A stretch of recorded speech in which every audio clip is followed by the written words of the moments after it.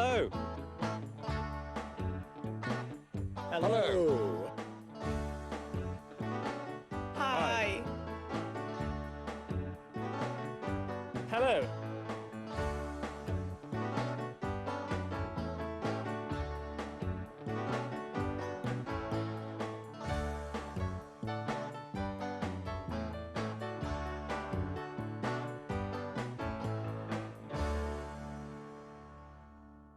Hello.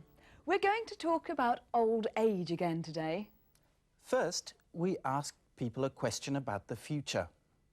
How do you hope to spend your old age? We found that quite a lot of people want to go abroad when they're old. I hope to spend my old age in France, drinking good wine and eating good food in the sunshine. When I'm old, I hope to be living in the sun, enjoying a lot of free time and spending all the money I've earned. I would like to retire to a Caribbean country with a beach and sun. I think I'd like to spend my old age perhaps in the south of France or around the Mediterranean, relaxing and enjoying the countryside. I want to spend my old age in the Bahamas. Well, I think that sounds very nice too. For many people, the most important things are being fit and active. Mantenerse en forma y activos. Healthy, con buena salud, and having their family, their children and grandchildren, around them. I'd like to spend my old age in a big old house in Scotland with a few old friends, a couple of dogs and some chickens in the garden. Well, I want to be healthy and fit and looked after and go on doing everything I want. I have done all my life for as long as I can. I'd still like to be active in my old age, do things like walking in the countryside. I want to spend my old age quietly at home, relaxing with my family. I hope to spend my old age with my family and hopefully my grandchildren. I don't want to spend my old age alone. I don't want to spend my old age alone. Yes, that's a real worry, isn't it? Now, what about people who are already retired? What do they think about being old? We're very old, you know. It's what my American brother-in-law calls his waning years. I quite enjoy it, actually. When we need to travel, we go. When we like, where we like. Yes, I find that I am far busier in my... I suppose I'm old, I don't know, I'm 71. I find I'm far busier now than I've ever been before, and I thoroughly enjoy every minute of it. I'm doing the things that I want to do. Well, they're thoroughly enjoying their lives. Disfrutan muchísimo de la vida. But of course, everything isn't rosy and wonderful all the time for old people. No. We're going to show you a short extract from a television program that looks at the concerns of old people. Notice these expressions. Income support, ayuda económica. The National Health Service, la Seguridad Social. And social services, prestaciones sociales. You'll also hear the expression fit the bill. It means ajustarse al modelo. The one thing all pensioners have in common is more leisure time than the rest of us. With the population getting older, experts say the political parties should be trying to make retirement more enjoyable. So apart from better pensions, what do old people want? Better transport, better adult education, better leisure centres which are less like palaces to the young and are more user-friendly for older people. That's just 3 things. The stereotype suggests if you're old, you're more likely to be poor and in ill health. While many don't fit the bill, healthcare and pensions do worry the elderly. I'm on income support, and I think a little bit more extra money would help. taking care of the National Health Service, including hospitals, and also the elderly. That must be the first priority. And I think social services, because I had a husband for a long while that was ill, physically and mentally, and I had literally no help.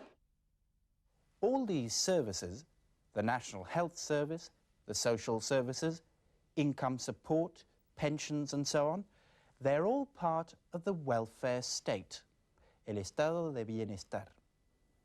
And that's the main topic in today's news programme. See if you can hear the answers to these questions. First, how does the reporter define the welfare state? And second, why should every working person in the country pay money to the government?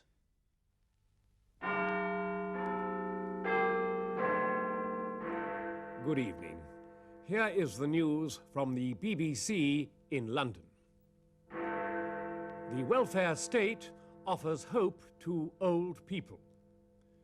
The great composer, Sibelius, dies at the age of 92. And what old people think about the beatniks. But tonight's main story is that the welfare state is offering hope to millions of old people.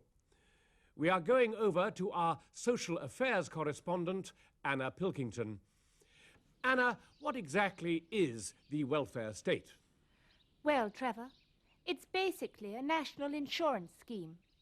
Every working person in the country pays money to the government so as to make sure that the less well-off are looked after.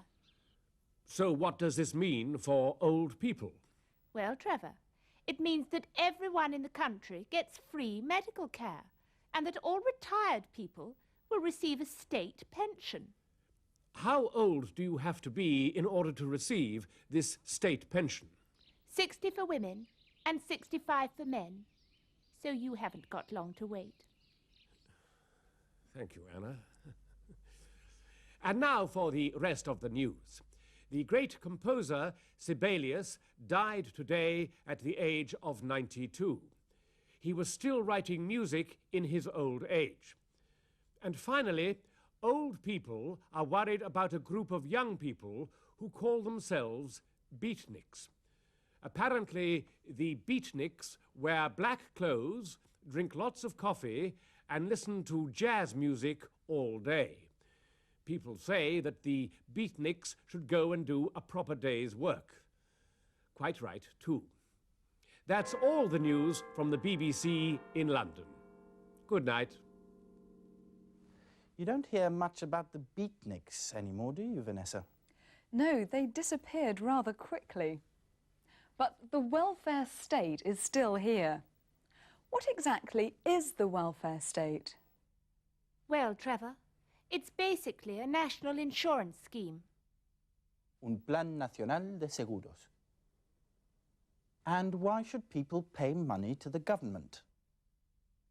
Every working person in the country pays money to the government so as to make sure that the less well-off are looked after. So as to make sure that the less well-off are looked after. Para asegurar la atención a los más pobres. As you already know, there are two other expressions you can use that mean exactly the same. In order to. In order to make sure that the less well-off are looked after. Or simply, to make sure that the less well-off are looked after. And now it's time for making yourself understood. Today, Juan wants to visit someone in a rest home for the elderly, una residencia de la tercera edad. But he doesn't know how to get there. Listen out for the expressions he uses when he asks for directions. And what exactly does Juan say when he doesn't understand what the other man says? Excuse me, could you help me, please? I want to go to the Clarendon Rest Home. The Clarendon Rest Home? Is it near here? I hope so. It's a home for the elderly. It's in Exeter Road in Wimbledon. I have a friend whose mother is in there. I have to visit her to give her a present. Please, could you give me directions? It's very difficult. Why? In order to get to Wimbledon, you'll have to take an underground train. The station isn't far from here, though. I hope not. Could you tell me the way to the underground station, please?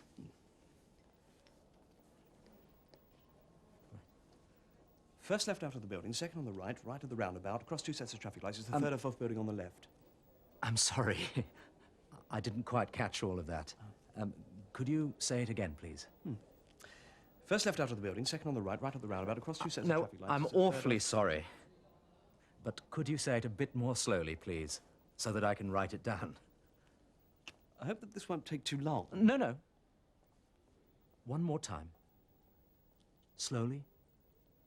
Okay. First left out of the building, second on the right, right of the roundabout, across two sets of traffic lights. It's the third or fourth building on the left.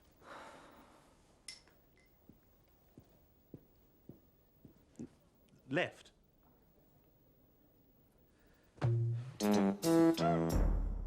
Oh dear. Juan isn't having any luck, is he? No, it's funny, isn't it? The other man was trying to be helpful, but didn't know how to be helpful. Anyway, how did Juan ask for directions? He actually asked 3 different questions.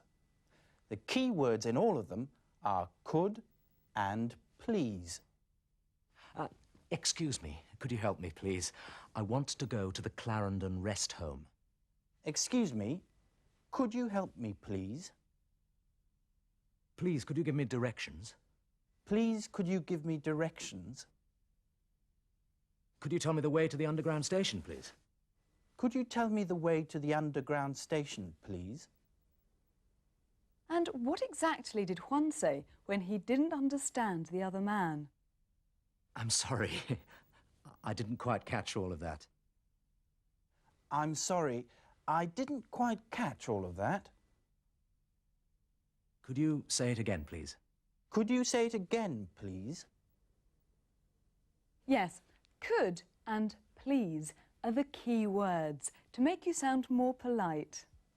So, what do you think is the polite way to say this? Say it more slowly. Listen to Juan. I'm awfully sorry.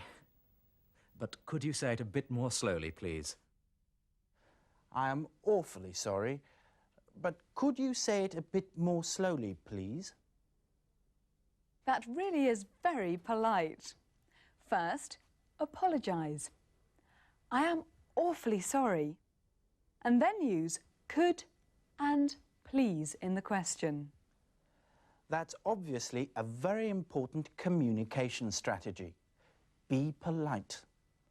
Let's practice it. Make these words into polite questions using could and please. Say it a bit more slowly. Could you say it a bit more slowly, please? Repeat that. Could you repeat that, please? Tell them it's the end of the programme. Could you tell them it's the end of the programme, please? Certainly. It's the end of the programme. Goodbye. Bye.